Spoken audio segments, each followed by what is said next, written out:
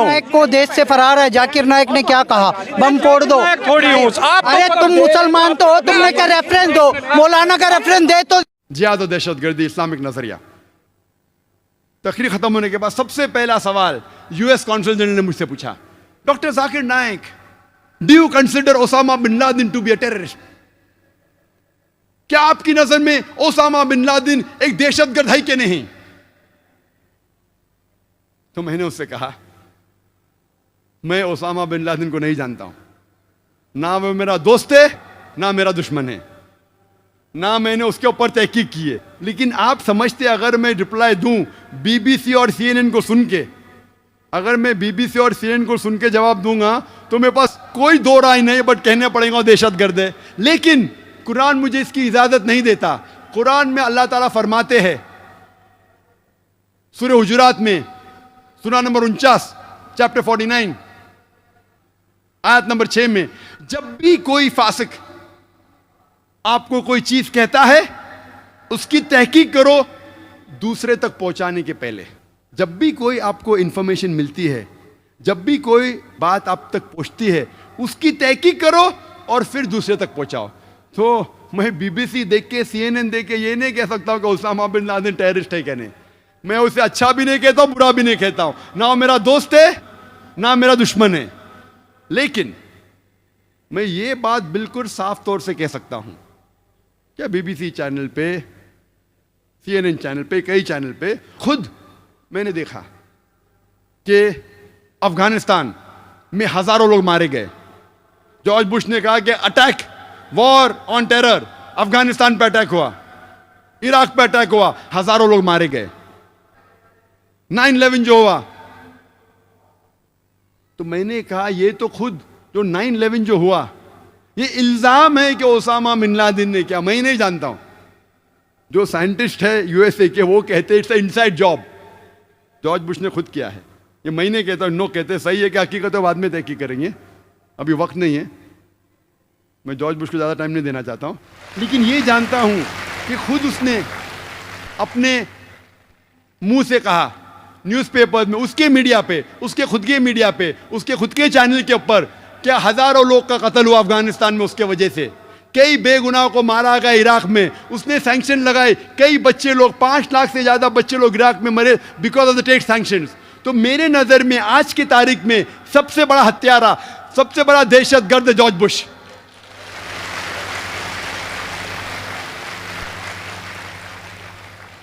फौरन US council general उठ गया और ऑडिटोरियम के बाहर चले गया। क्यों? कुरान कहता है सूरह इसरा में चैप्टर 17 वर्स नंबर 81, वकुल जाल हक वज़ाकल बातिल इन्नल बातिल काना ज़हूका, कहो कि हक आ गया है और बातिल का सर्वनाश होगा और फी नफ्सी बातिल को खत्म होना है। फौरन हेडलाइंस में, ऑस्ट्रेलियन न्यूज़पेपर में, doctor Naik calls himself a fundamentalist and says number 1 terrorist in the world is George Bush. Australian paper में आया। कभी 2001 में 3 महीने बाद 11 सितंबर के, उस टाइम मेरे इल्म में कोई भी इंसान को मैं नहीं जानता हूं जो पब्लिक के अंदर कहा कि जॉर्ज बुश टेररिस्ट था। उस टाइम की बात कर रहा हूं, मुझे तो हक की बात करने का है कि नहीं, उस वक्त, इसलिए हेडलाइन में आ गया। आज हर ऐरा गैरा कहता है कि जॉर्ज बुश टेररिस्ट है। Every Tom Dick and Harry is telling that. अरे मैं नाम गिनाऊंगा आप लोग को कितने लोग टेररिस्ट कहते हैं तो पूरा दिन निकल जाएगा, नाम सिर्फ गिनाऊंगा तो। 2006 में वेनेजुएला के प्रेसिडेंट ह्यूगो चेवास ने कहा था कि George Bush is the biggest terrorist of the world and according to him US government is responsible for the killing of thousands of women and children and innocent man in Iraq. Hugo Chavez ने क्या, number 1 सबसे बड़ा terrorist है George Bush. उसके बाद बोल गया कि प्रेसिडेंट इलेक्ट इवो मोराल्स, उसने कहा कि जॉर्ज बुश टेररिस्ट है। हैरी बेलफोंट जो एक बहुत बड़ा एक्टिविस्ट है अमेरिकन और वो एक सिंगर भी है, उसने कहा कि बिगेस्ट टेररिस्ट जॉर्ज बुश। एक एमपी जो ब्रिटिश का है यूके में, जॉर्ज गैलवे, उसने कहा कि जितना खून टॉनी ब्लेयर और जॉर्ज बुश के हाथों पे लगा है बेगुनाहों का, वो जो लंदन ट्यूब के बॉम्बिंग जो हुए, जो टेररिस्ट लोग निकले, उससे ज्यादा खून जॉर्ज बुश और टॉनी ब्लेयर के हाथ में लगा हुआ है। किसने कहा? एक गैर मुस्लिम जॉर्ज गैलेवे, जो मेंबर ऑफ पार्लियामेंट है यूके का।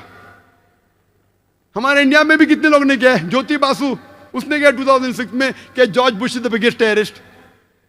बेटी विलियम्स, जिसको अवार्ड मिला था नोबेल प्राइज फॉर पीस, अमन का अवार्ड मिला, वो कहती है I would love to kill George Bush.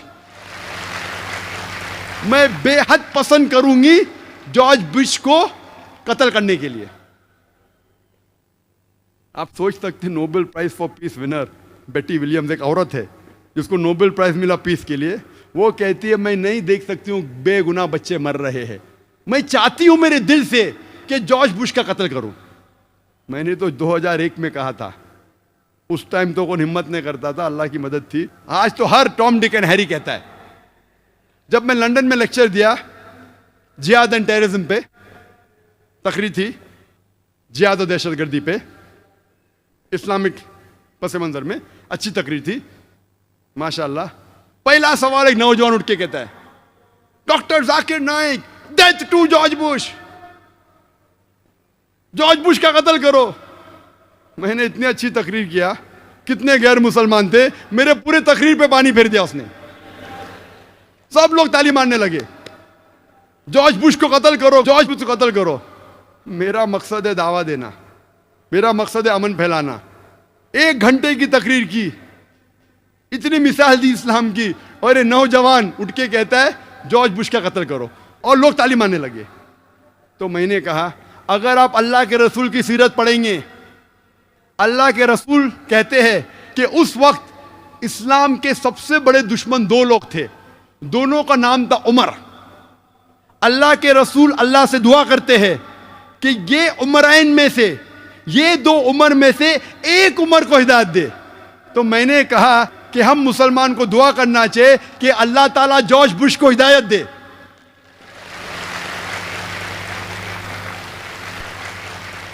उसका कत्ल करके मुझे क्या कुछ फायदा होगा? तो सीरत जब पढ़ेंगे, अगर वो दुश्मन, हम जानते अल्लाह के रसूल ने जब ये दुआ की तो हजरत उमर रदियल्लाहु अन्हु, उमर बिन खत्ताब रदियल्लाहु अन्हु, उनको अल्लाह ने हिदायत दी। सबसे कट्टर दुश्मन थे इस्लाम के, बहुत सब लोग डरते थे मुसलमान, उनको हिदायत दी। फिर सबसे बेहतरीन मुबल्लिग, मुजाहिद बन गया इस्लाम के लिए।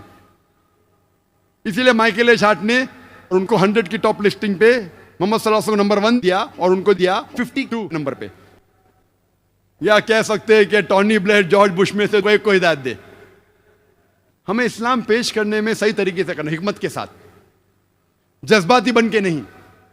गैर मुसलमान है, हम देखते हैं कि जब पता लगता है हमें कि जॉर्ज बुश सबसे ज्यादा आज की तारीख में हत्या किया है, हम जब अंदाजा लगाते सब टेररिस्ट अटैक का, तो मेरे नजर में, मेरे तहकीक के हिसाब से यह मैं कहता हूं कि आतंकवाद पॉलिटिशियंस की विरासत है। Terrorism is a monopoly of the politicians. सियासतदान लोग की विरासत है। दहशतगर्दी, आतंकवाद पॉलिटिशियंस की विरासत है। क्यों? क्योंकि जितने भी मैंने अटैक्स आपसे कहे, और जितने भी आप जानते हैं जिसका मैंने तस्करा किया, उसके बाद चाहे 9/11 हो, चाहे अफगानिस्तान अटैक हो, चाहे इराक में अटैक हो, डायरेक्टली या इनडायरेक्टली इसके पीछे पॉलिटिशियंस है। आप तहकीक करेंगे, ये सब जितने हमले हुए उसके पीछे डायरेक्ट या इनडायरेक्ट पॉलिटिशियंस का हाथ है। इसीलिए मैं कहता हूं कि आतंकवाद, दहशतगर्दी पॉलिटिशियंस की विरासत है। अंग्रेज ने हम पे हुकूमत किए, 60 साल पहले हमने अंग्रेज को निकाल दिया देश के। अंग्रेज, ब्रिटिश की पॉलिसी थी डिवाइड एंड रूल, तफरका पैदा करो और हुकूमत करो, डिवाइड एंड रूल। हमने अंग्रेज को तो देश के बाहर निकाल दिए, लेकिन हमारे पॉलिटिशियन ने अंग्रेज की विरासत ले ली, और वो भी करते डिवाइड एंड रूल आज की तारीख में।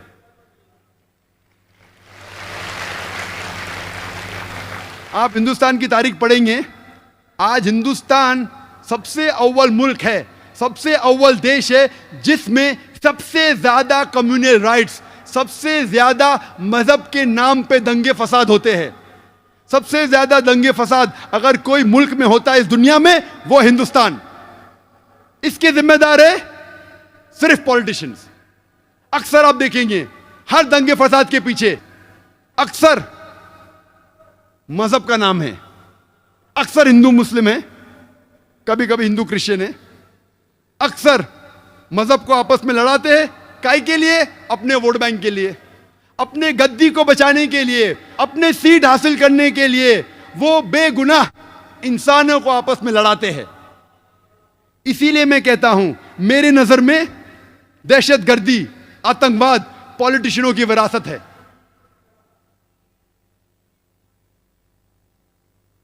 और इंडिया की मिसाल देने लगूं, उतना वक्त नहीं है, चंद अहम मिसाल कहूंगा मैं।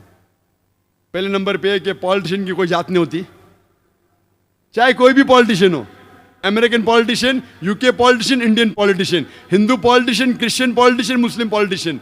अक्सर पॉलिटिशियन वो लोग रिस्पॉन्सिबल है जितने भी राइट्स होते हैं, अक्सर।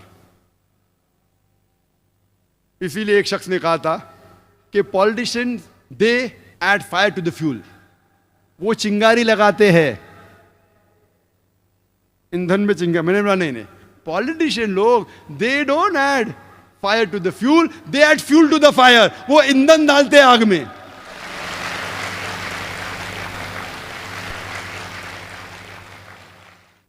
हमारी आजादी के बाद ही पॉलिटिशियन का जिक्र कर सकता हूं ना, आजादी के पहले तो करते थे हुकूमत अंग्रेज। आजादी के बाद सबसे बड़ा दंगा फसाद जो हिंदुस्तान में हुआ वो था बाबरी मस्जिद का। बाबरी मस्जिद को सन 1980 के पहले कौन जानता था? मैं तो नहीं जानता था, कुछ लोग शायद जानते थे। आम हिंदुस्तानी जानता ही नहीं था बाबरी मस्जिद क्या है और राम जन्मभूमि की जगह क्या है। ना मुस्लिम जानता था ना हिंदू जानता था। आम मुसलमान जानता ही नहीं था, आम हिंदू जानता ही नहीं था, आम हिंदुस्तानी नहीं जानता था। लेकिन इसको एक पॉलिटिकल प्लॉय बनाया गया पॉलिटिशियन वोट बैंक के लिए। सुप्रीम कोर्ट ने ऑर्डर पास किया था कि इस डिस्प्यूटेड साइट पे, इस इख्तिलाफी जगह पे कोई नहीं आना चाहिए।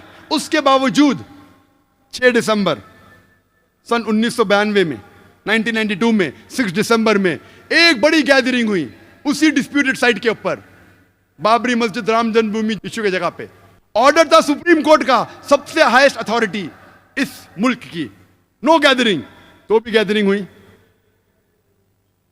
कौन गैदरिंग किया? Opposite party of politicians, politicians in the opposite party. हुकूमत चाहती थी तो रोक सकती थी, आसानी है, पुलिस उसके पास है, हथियार था, आसानी, लेकिन नहीं रोका। क्यों नहीं रोका? ऑपोजिशन ने गैदरिंग की वोट बैंक के लिए, क्या मुझे वोट मिलेगा। पॉलिटिशियन जो पावर में थे, अगर मैं उनको रोकूंगा तो मेरा वोट बैंक जाएगा, तो जाने दिया, आन दो, नो प्रॉब्लम, आ जाओ, पीछे के रास्ते से आओ। लेकिन टेलीविजन पे दिख रहा था सुप्रीम कोर्ट का ऑर्डर, नो गैदरिंग। उसके बाद क्या होता है? हजारों की तादाद में, 10,000 से ज्यादा, हजारों, tens of thousands of people, lakhs of people, लाखों लोग इकट्ठा हुए सब जगह से, त्रिशूल लेके बाबरी मस्जिद को शहीद करते। कोई भी अक्लमंद इंसान क्या त्रिशूल और तलवार से बाबरी मस्जिद नीचे आ सकती है? सैकड़ों साल से इतनी मजबूत इमारत आ सकती है? बोलते स्पॉन्टेनियस रिएक्शन था, प्लानिंग नहीं थी। टेलीविजन पे लाइव दिख रहा है, लाइव दिखा रहे, लाइव टेलीकास्ट, लाइव मैच होता है ना, वैसा लाइव दिखा रहे थे। कितने चैनल दिख रहा था, ऑपोजिशन के पॉलिटिशियन बैठे उधर, हुकूमत बैठे हो पुलिस के सामने, और बाबरी मस्जिद नीचे आती। कैसा? बाय डायनामाइट, दिख रहा है। और बोलते कि स्पॉन्टेनियस रिएक्शन था। क्या स्पॉन्टेनियस? प्लानिंग थी। बम के जरिए बाबरी मस्जिद को शहीद किया जाता है। मुझे लगता है कि जॉर्ज बुश ने ये बाबरी मस्जिद डिमोलिशन को देख के उसको आइडिया आया होगा कि 9/11 न्यूयॉर्क ट्विन टावर को बम से गिराओ।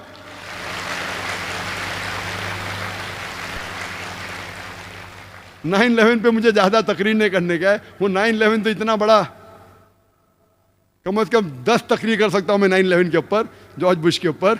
लेकिन मुझे लगता है उसको आइडिया मिली बाबरी मस्जिद से। जिस तरीके से बाबरी मस्जिद को बम से गिराया गया और कहा गया कि स्पॉन्टेनियस रिएक्शन था, उसी तरीके से बम से गिराया ट्विन टावर को और कहा गया कि प्लेन ने मारा। चाहे तो इंशाल्लाह क्वेश्चन आंसर में टाइम रिया तो कहूंगा।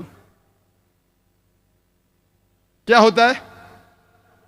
इमीडिएट सारे हिंदुस्तान में दंगे फसाद होते। दंगे फसाद होने के बाद एक्शन का रिएक्शन होता है, हजारों लोग मारे जाते, हजारों लोग का कत्ल होता है सारे हिंदुस्तान में, अक्सर मुसलमान।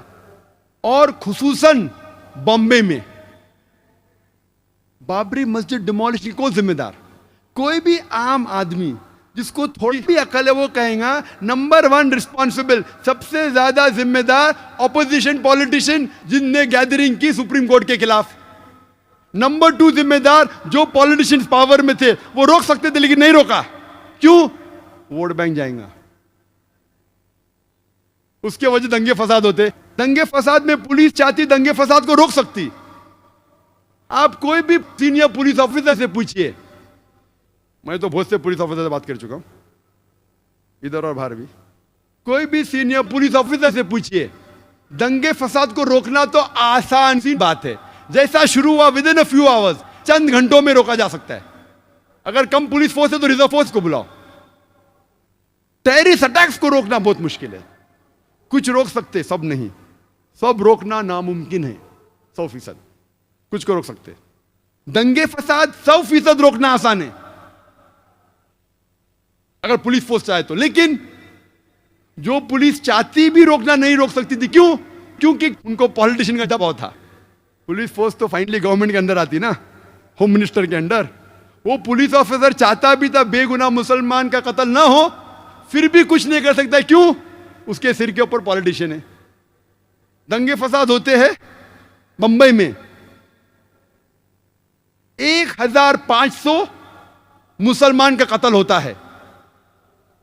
मोर देन 90-95% जिनका कत्ल होता है मुसलमान होते हैं। 1800 से ज्यादा घायल होते हैं बॉम्बे राइट्स में। इवन पार्टीशन के वक्त भी बॉम्बे में इतना बड़ा दंगा फसाद है, और जिस तरीके से ये दंगे फसाद हुए, और पुलिस चाहती रोक सकती थी, नहीं रोकी। हजारों बेगुनाह लोग की कत्ल हुआ। थोड़ा पहले रिएक्शन था दिसंबर में, उसके बाद जनवरी में, एक हफ्ते बाद जो वापिस आओ, प्लान था पूरा। It was planned, hand in glove. कौन जिम्मेदार है दंगे फसाद का? वही लोग। नंबर 1 ऑपोजिशन पॉलिटिशियन, जो लोग ने बाबरी मस्जिद में गैदरिंग की। नंबर 2 जो पॉलिटिशियन पावर में थे, उनने वो गैदरिंग को अलाउ किया, नहीं रोका वोट बैंक की वजह से। नंबर 3 आम जनता। आम जनता को बहकाया गया कि लूट मार करो। आम जनता, मेरे नजदीक इस हिंदुस्तान में आम हिंदुस्तानी, आम हिंदू, आम मुस्लिम एक दूसरे से मोहब्बत करता है। मेरे नजदीक मेरे कई हिंदू दोस्त हैं। आम हिंदुस्तानी, आम हिंदू मुसलमान एक दूसरे से मोहब्बत करते हैं।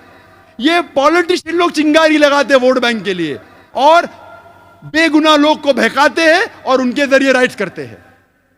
हम आम जनता हिंदुस्तान की इन पॉलिटिशियन के बहकावे में नहीं आना चाहिए। नंबर 3 रिस्पॉन्सिबल आम जनता, जो बेवकूफ बन जाती है। नंबर 4 पुलिस, जो रोक सकती थी नहीं रोकी। जो लोग रोकना चाहते थे भी नहीं रोक सकते। क्यों? उनका ट्रांसफर हो जाएगा। जब इतने मुसलमान मरे तो गवर्नमेंट सोचने लगी अभी वोट बैंक मुस्लिम की जाएंगी, बड़ी छोटी है, तो क्या की 1 जज कमीशन, श्री कृष्ण कमीशन को अपॉइंट किया। भाई डरो मत, जो भी जिम्मेदार है वो गिरफ्तार होंगे। और कायम करते 1 जज कमीशन श्री B.N. कृष्ण को, श्री B.N. श्री कृष्ण को श्री कृष्णा कमीशन। और मुझे कहना पड़ेगा बिलाशुबा कि जस्टिस श्री कृष्णा वो एक डिवाउट हिंदू है। हिंदू धर्म का पालन करते हैं, लेकिन साथ साथ वो एक जस्ट और अपराइट इंसान है, साथ साथ वो एक ईमानदार और अदल के इंसान है, नागरिक है। हमें गर्व है उसके ऊपर। जस्टिस श्री कृष्णा अकेला वन मैन कमीशन, वो क्या करता है? वो तहकीक करने लगता है कि जिम्मेदार कौन है। रिपोर्ट बनाते 2 वॉल्यूम में। पहले वॉल्यूम में कहां कहां हमले हुए, क्यों हुए, क्या। दूसरे वॉल्यूम में कौन कौन जिम्मेदार थे। श्री कृष्णा कहते हैं, जस्टिस श्री कृष्ण, मैं नहीं कह रहा हूं, जस्टिस श्री कृष्णा कहते हैं कि ये राइट्स के जिम्मेदार, it was pre planned by the opposition politicians of Maharashtra. अपने रिपोर्ट में लिखते हैं नंबर 1 रिस्पॉन्सिबल शिवसेना बाल ठाकरे। मैं नहीं कह रहा हूं, श्री कृष्णा के, justice Shri Krishna. Number 2, the politicians in power, they could have stopped it. जो पॉलिटिशियंस पावर में थे वो रोक सकते थे, लेकिन नहीं रोका। नाम लिख के कहता है, माशाअल्लाह, गट्स है उसके पास, हिम्मत है उसके पास, जस्टिस श्री कृष्णा। मैं उसको कांग्रेचुलेट करता हूं। अकेला मैन। मैंने कोशिश किया कि आज उनको इस स्टेज के ऊपर चीफ गेस्ट जैसा बनाऊं, लेकिन मैंने दावत बहुत लेट दी, और कोई जस्टिस को भी कोशिश की, लेकिन लेट मुझे ध्यान आया कि एक को चीफ गेस्ट बना सकते थे। कई प्रोग्राम में काफी जस्टिस आ चुके हैं। वो लिखता है कि रूलिंग पार्टी शरद पवार भी रिस्पॉन्सिबल है। मैं नहीं कहता हूं, justice Shri Krishna. Defence minister और चीफ मिनिस्टर सुधाकर राव, वो भी रिस्पॉन्सिबल, नाम लेके लिख रहा है। मानना पड़ेगा उस शख्स को, दाद देता हूं मैं उसकी। अल्हम्दुलिल्लाह सुम्मा अल्हम्दुलिल्लाह, अल्लाह उसकी हिफाजत करे। गट से उसने वो लिखता है, ऑपोजिशन पार्टी पहली रिस्पॉन्सिबल, लोकल महाराष्ट्र गवर्नमेंट की, रूलिंग पार्टी नेक्स्ट रिस्पॉन्सिबल, उसके बाद police force which was hand in glove responsible. नाम ले रहा है पुलिस ऑफिसर का, नाम लेके 26 पुलिस स्टेशन जो बॉम्बे के ज्यूरिडिक्शन में, वो जाके साल भर नोट करते रहा। अकेला शख्स नाम लेके, कमिश्नर, जॉइंट कमिश्नर, नाम भी लिया, त्यागी दैट टाइम जॉइंट कमिश्नर क्या था उस टाइम, नाम लेके पुलिस ऑफिसर के रिस्पॉन्सिबल रिस्पॉन्सिबल। कहता है शुरुआत हुई बाबरी मस्जिद से। एल के अडवाणी का नाम भी अंदर है, एल के अडवाणी, बाबरी मस्जिद, नाम लेते हुए। मैं तहकीक किया, लेकिन फिर पता चला ये शख्स जस्टिस BN श्री कृष्णा, हिम्मत है उसमें, नाम लेते हुए। तो हम जानते हैं ये वजह कि इसके जिम्मेदार नंबर 1 है पॉलिटिशियंस। इसीलिए हम मुसलमान को इंडियन जुडिशरी सिस्टम पे गर्व है, हमें फख्र है इंडियन जुडिशरी सिस्टम पे। हो सकता है कि पॉलिटिशियन हमें छोड़ देंगे, एक आम जो हिंदुस्तानी है, खुसूसन हम मुस्लिम, हम मुसलमान, चाहे पॉलिटिशियन हमें धोखा देंगे, चाहे कई बार पुलिस धोखा देंगी, लेकिन इंडियन जुडिशरी सिस्टम पे हमें गर्व है। और हम दुआ करते हैं अल्लाह से, क्या ये जुडिशरी सिस्टम को पॉलिटिशियन की भनक ना लगे।